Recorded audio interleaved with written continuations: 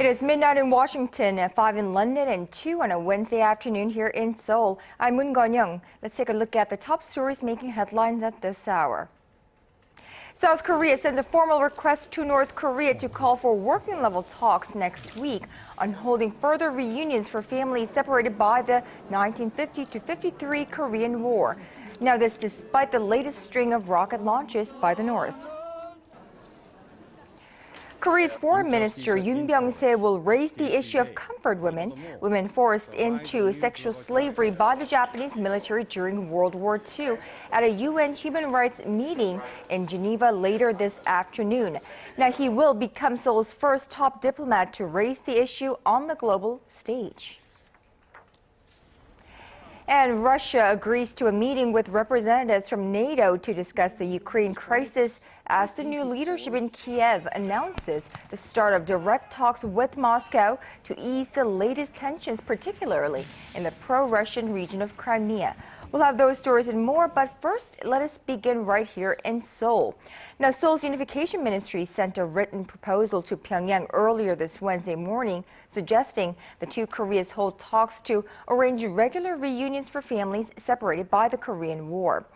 Deputy spokesperson Park Soo-jin said the ministry proposed holding a round of working-level Red Cross talks next Wednesday on the South Korean side of Panmunjom, the inter-Korean security zone that is located at the de facto border between the two Koreas. The move allows President Park Geun-hye's recent call for regular family reunions during a speech at a ceremony commemorating Korea's Independence Movement Day on March 1st. Now, the last round of reunions was held 2 weeks ago for the first time in 3 years. Meanwhile, South Korea's Foreign Minister Byungse will address the UN Human Rights Council later this afternoon to raise the issue of the so-called comfort women, or women forced into sexual slavery by the Japanese military during World War II. Now, Seoul's Foreign Ministry said Minister Yoon will give a speech in Geneva and call on Japan to compensate the victims of its wartime sexual slavery and, of course, make a sincere apology. Now, this is the first time since 2006 that Seoul's top diplomat will attend a UN Human Rights Council session. And the comfort women issue has strained relations between Korea and Japan as high-profile Japanese politicians have continued to deny the wartime atrocities committed during its imperialist past. Meanwhile, the U.S. has called on Korea and Japan to work towards easing tensions, emphasizing that the conflict should not become a threat to the stability in Northeast Asia. The call comes as historical disputes have hit another rough patch in recent days. Our UDN has this report. Washington's top diplomat for East Asia has called on Korea and Japan to improve ties in response to concerns about the deteriorating relations between its allies in Northeast Asia. Speaking at a congressional hearing on Tuesday, Assistant Secretary of State for East Asia Daniel Russell said there is an urgent need to show prudence and restraint in dealing with difficult historical issues, and added that the issues must be handled in a way that promotes healing. He went on to emphasize that strategic cooperation between the U.S., Japan, and Korea is essential for the future security of Northeast Asia, especially in the face of nuclear threats from North Korea and other regional threats, an apparent reference to concerns surrounding a more assertive China. Russell's comments come amid Tokyo's continued denials of its past wrongdoing. About 500 nationalists, including high-level politicians, held a rally in Tokyo earlier this week, calling for a revision of a 1993 apology for the Japanese military's program of sexual slavery during World War II. Senior Vice Minister of Education Yoshitaka Sakurada charged that all historical facts with regard to Japan's program of sexual slavery have been fabricated. This has prompted Korea's foreign ministry to fire back that history and the surviving victims show who is actually lying about the truth. 유리안, ARIRANG News. After its curiosity All of the day's important events close to home and around the world. Join Moon Geon-hye live from Seoul.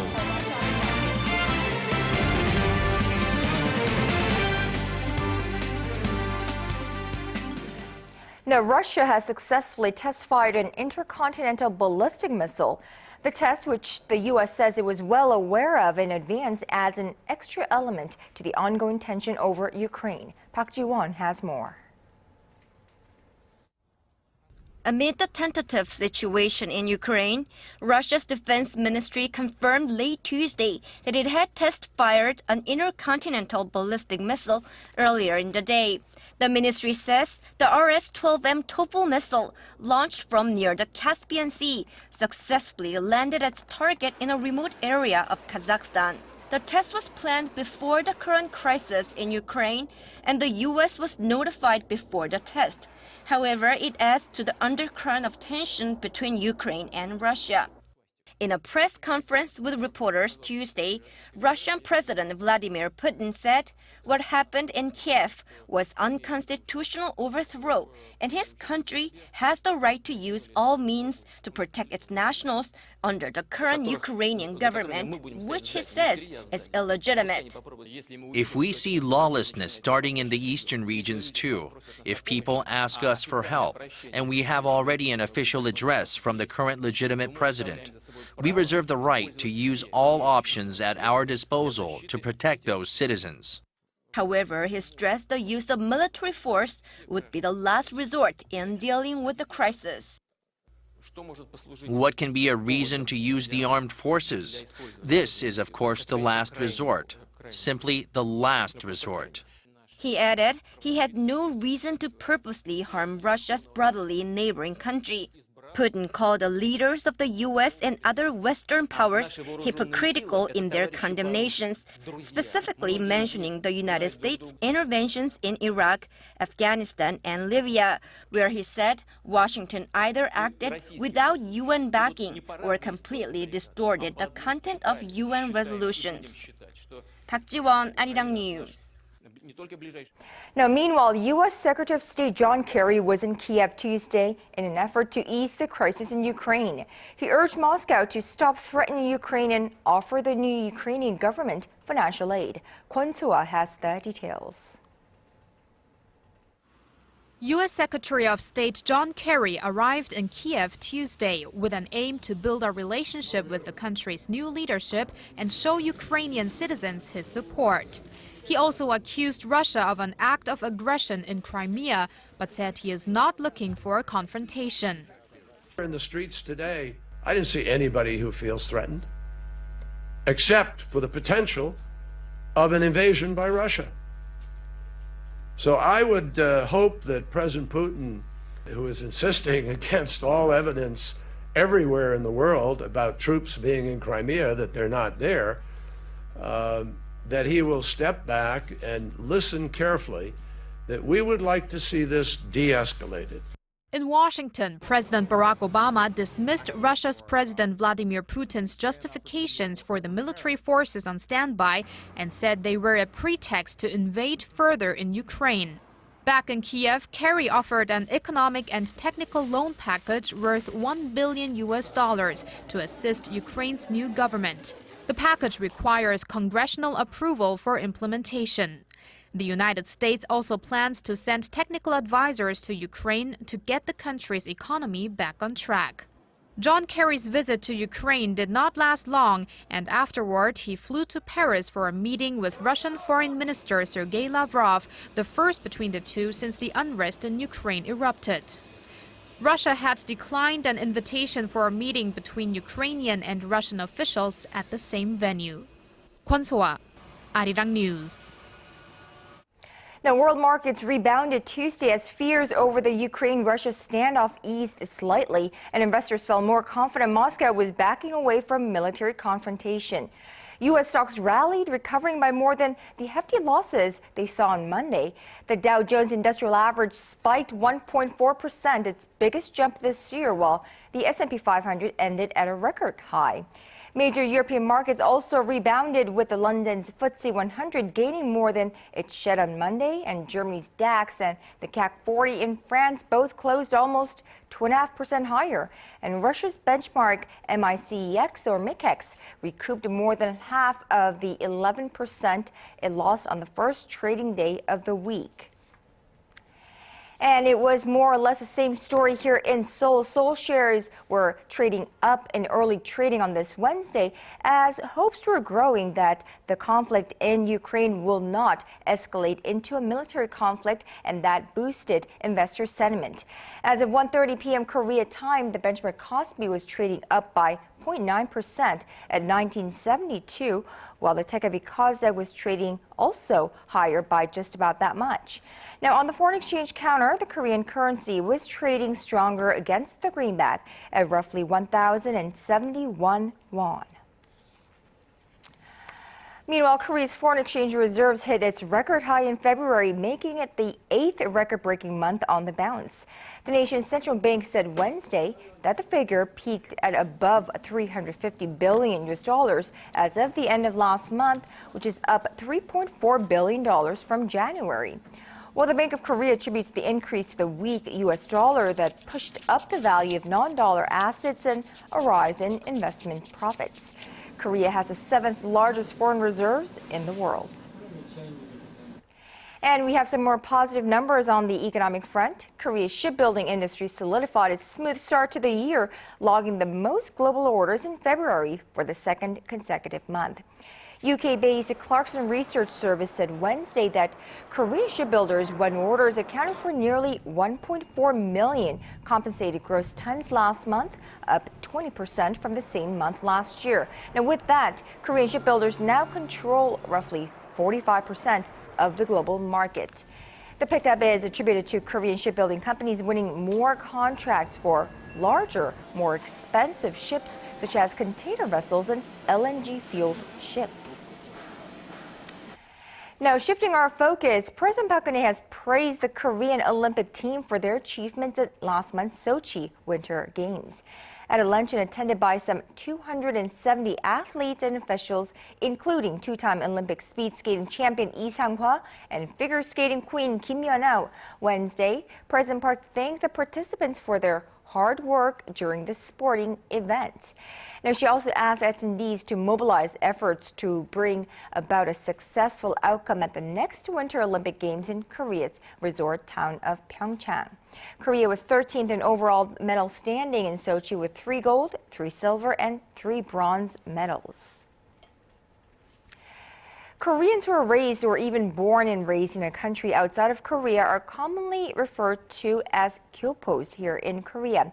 And that number of them returning to make a life for themselves in their homeland is increasing by the year. Now, in fact, recent data shows gyopos now make up nearly 15% of all foreigners in Korea. Connie Lee has more. Byung-ho Jian, or Pyonhae-yeon as she's known here in Korea, is receiving her scholarship to study in Korea. She's a Korean Chinese who came from China just 7 months ago. I'll be studying law at Seoul University. The scholarship given by the Overseas Korea Foundation to dozens of foreign nationals of Korean descent not only gave Bien a chance to come to Korea for the first time in her life, it also gave her better opportunities to study in her field of choice. I found that there are more advanced and developed courses in the area of law that I wanted to study here in Korea than in China. And she's not the only one making the move to the motherland. According to recent data from the Ministry of Justice, the number of foreign nationals of Korean ethnicity surpassed the 200,000 mark for the first time last year. That's a 24% increase from the year before. The record number comes from the increasing number of Korean Chinese citizens coming to Korea. In 2008, immigration laws were amended to give Korean Chinese citizens living here similar benefits to Korean citizens, including being allowed to own property and have health insurance. In 2013, more than 67% were Korean Chinese. The second and third largest group were the Korean Americans, making up 19%, and the Korean Canadians, who made up nearly 6%. And for the most part, many come to Korea for the jobs. There's definitely greater interest among overseas Koreans to live in Korea because Korea has become globalized with many new employment opportunities. And taking advantage of opportunities is what one Korean American is doing. This is Vatos. 31-year-old Kenny Park uses American influences and Korean ethnic background to start a Mexican fusion restaurant in Seoul. Growing up in California, we just have a really vast array of food that's available to us. But when that Korean taco truck trend started to really boom, I kind of woke up one day and was like, hey, why don't we introduce this Korean taco trend in Korea as opposed to doing it in America. The popular restaurant has grown, expanding to 3 locations in the span of 2 years. I think Korea it's such an underrated place to do business and to live as an expat or as a gyeoppo. And I think the opportunities are really abundant here. Connie Lee, ARIRANG News. Let's now move over to the latest string of missile launches or rocket launches by North Korea. Now, just last night, Tuesday, Pyongyang launched several projectiles into the East Sea in another sign of its apparent protest against the ongoing South Korea-U.S. joint military drills. Let's go live now to our Kim Hyun-bin. He is at Seoul's Defense Ministry for the latest. Now, Hyun-bin, I understand that there was a briefing just about a few minutes ago, and it seems as though these the firing of the missiles are interfering with the improving ties that we've seen recently. Well, it appears North Korea is disgruntled over Seoul and Washington's joint annual military exercise, which is currently taking place as we speak. The Defense Ministry said on Wednesday that Tuesday's rocket launch was a violation of the UN Security Council resolution, as it was not previously notified and put in jeopardy a Chinese commercial airline flying through North Korean airspace. South Korea's Defense Ministry spokesperson Kim Min-seok labeled Tuesday's launches as explicit acts of aggression against the ongoing drills, adding that Seoul is keeping a close watch on the possibility of additional provocations to come. Pyongyang blasted Washington on Tuesday for deploying a nuclear-powered submarine to South Korea's southernmost port city of Busan as part of the drills. The regime is highly opposed to these exercises in general and usually launches provocations of some sort, or hits out with harsh rhetorics against the South and the U.S. Now, Hyun-bin, so exactly how much of a threat to South Korea are these North Korea's multiple rocket launchers and heavy artillery? Well, it poses a very serious and real threat. North Korea's artillery power is ranked 3rd in the world, right behind Russia and China. And the regime's rocket launchers are often mounted on trucks so they can be mobilized and moved quickly, making them harder to track. According to military sources in South Korea on Wednesday, the North has around 100 of these short-range KN-02 ballistic missiles. These missiles can load up to 400 kilograms of explosive and chemical weapons, while launching dozens of missiles in minutes. The KN-02 has a maximum range of 170 kilometers and can hit a target at the distance in less than 4 minutes, posing a huge threat to the Seoul metropolitan area. It is thought that 30 KN-02 missiles are mounted on mobile launch pads and have Seoul in their crosshairs. North Korea has recently developed the multiple rocket launcher called the KN-09, which is presumed to have a target distance of 200 kilometers. That means that missiles shot from the border could reach Kerry, where the joint military bases of South Korea's Army, Air Force, and Navy headquarters are located. Now, Hyun-bin, we'd like to know how the international community, especially the U.S., who is part of the joint military drills, are reacting to these latest provocations. Well, the Pentagon said Tuesday in its latest strategy document that North Korea poses a growing threat to the United States because of its pursuit of long-range missiles and nuclear weapons development. It described the regime as closed and authoritarian. The Defense Department said the U.S. military will keep up its investment in missile defense while maintaining a major presence in the region. All right, that was our Kim Hyun-bin reporting live from Seoul's Defense Ministry. Thank you, Hyun-bin, for that. Meanwhile, over in Beijing, the 12th National People's Congress kicked off earlier this morning in the Chinese capital, and ahead of it, Premier Li Keqiang in a report announced that China will keep its economic growth target at 7.5% this year and the same as last year. The economic growth target is in line with Beijing's plans to guide the world's second largest economy to more sustainable growth. Now, Li also said its national defense spending will be expanded by 12.2% to $131 billion. The The annual fall session of the Congress will run for 9 days, during which corruption, pollution, and regional issues will also take center stage.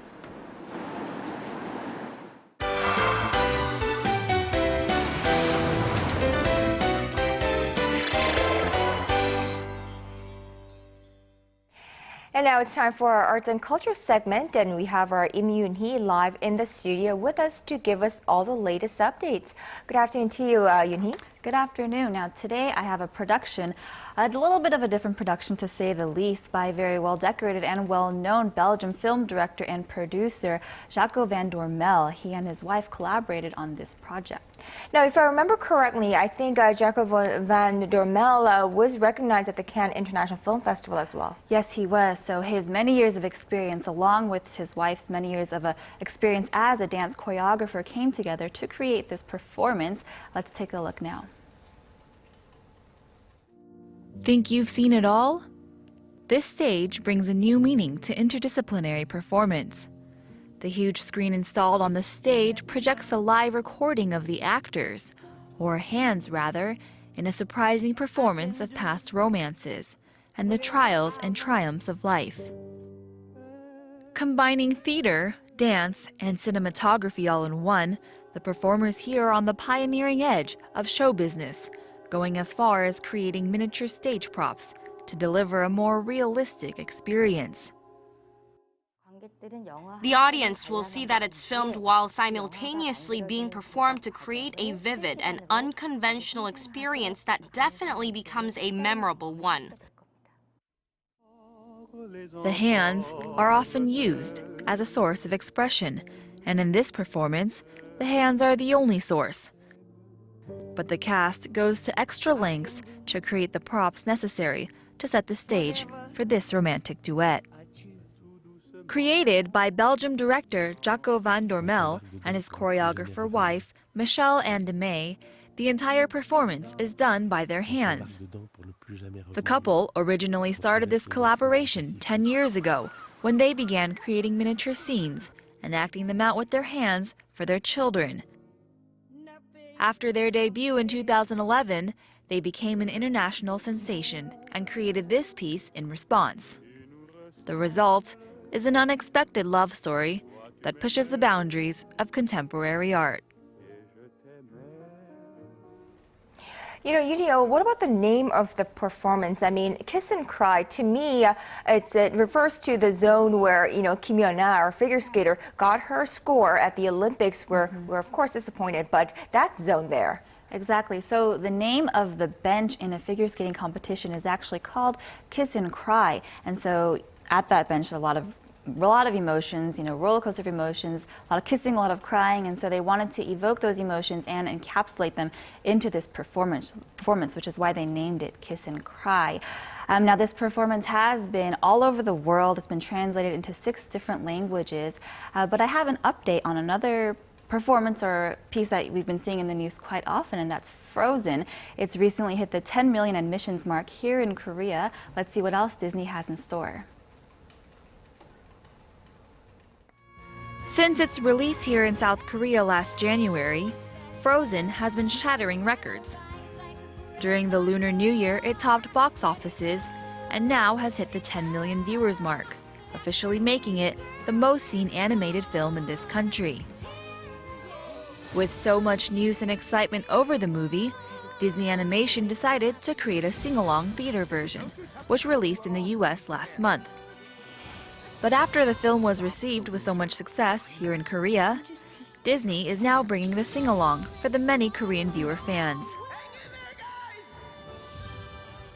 You know, Yoon-hee, I think a lot of our viewers might be with me on this one, but I must be honest, I haven't seen Frozen, but I feel like I have seen the movie because I've seen so many, clips of it, parodies of it. I've heard so much of that OST online and everywhere. And it's taking over the world. But the sing-along, which released in the U.S. recently, already brought in 7 million viewers, and so it is planned on being just as successful here in Korea. All right, Yoon-hee, thank you so much for today, and we'll talk to you tomorrow. My pleasure.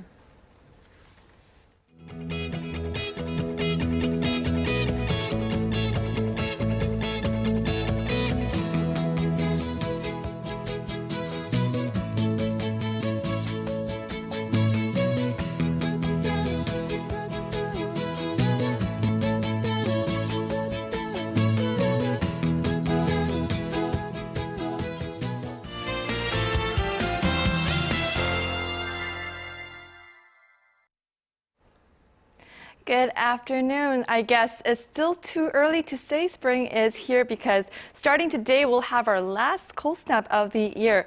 Now temperatures have dropped about 4 degrees, driving the lows down to 3. Now so make sure you dress warmly for the next few days. Now for more details, let's move over to our satellite map.